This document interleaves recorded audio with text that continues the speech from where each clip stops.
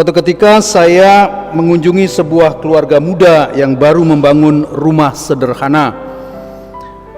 Di ruang tamunya mereka menaruh sebuah meja kecil dengan salib kayu dan lilin yang seadanya.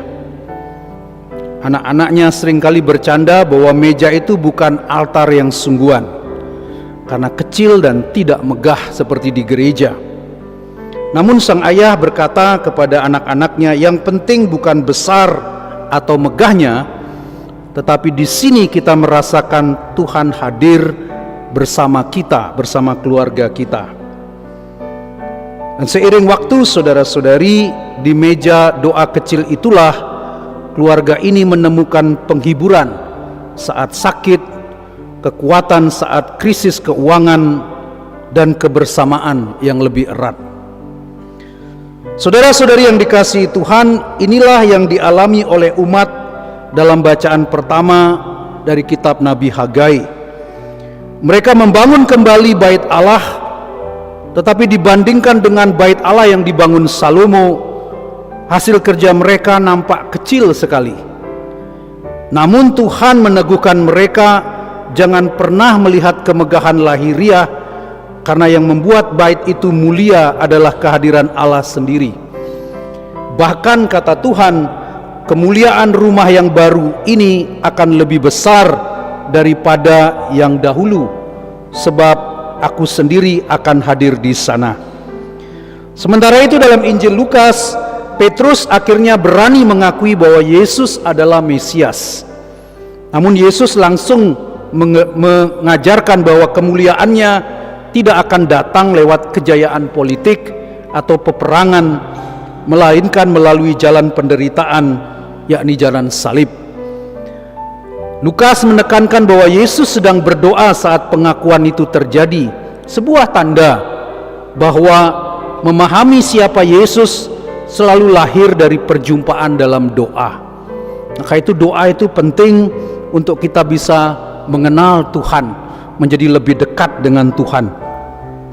Baik kitab Hagai maupun Injil Lukas sama-sama menegaskan kemuliaan Allah tidak nampak dalam ukuran lahiriah, melainkan dalam kehadirannya yang misterius. Umat zaman Nabi Hagai melihat bait sederhana, tetapi Allah berkata, "Aku akan memenuhi rumah ini dengan kemuliaanku." Para murid melihat Yesus sebagai Mesias, tetapi tidak menyangka bahwa jalan menuju kemuliaan harus melalui salib. Maka ajakan untuk kita, ketika doa kita terasa sederhana, pelayanan kita kecil, atau hidup kita tampak tidak berarti, jangan patah semangat. Kadang kita merasa kecil ketika kita menghadapi penderitaan, jangan buru-buru menolak atau kecewa.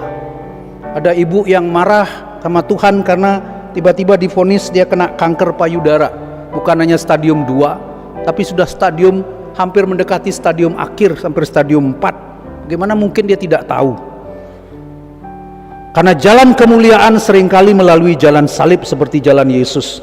Dan seperti Petrus, kita diajak berani berkata, "Engkaulah Mesias," sambil siap menerima konsekuensi bahwa mengikuti Yesus berarti juga siap memanggul salib setiap hari. Nah, mari kita belajar melihat dengan mata iman bahwa kemuliaan Allah tidak selalu gemerlap dan besar. Ia hadir dalam hal-hal kecil, dalam doa yang setia, dalam pelayanan yang mungkin tidak dilihat orang, atau bahkan dalam penderitaan yang kita pikul bersama Kristus. Itulah kemuliaan sejati, kemuliaan yang akan bertahan karena Allah sendirilah yang mengisinya. Mari kita hening sejenak, kita persembahkan doa-doa kita dalam kesederhanaan, dalam hal yang kecil kita belajar untuk setia, karena yang kecil dan setia seringkali dipakai Allah untuk menunjukkan kebesarannya.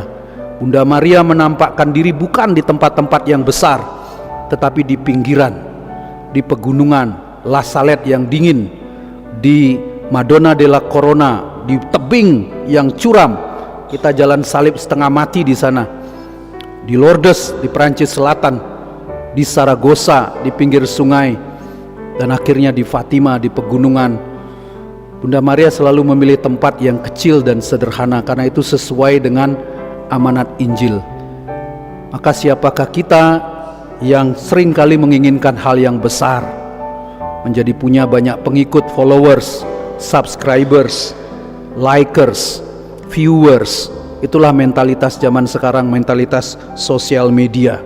Romo-romo, uskup-uskup diminta untuk like karena anaknya ikut lomba ini dan itu.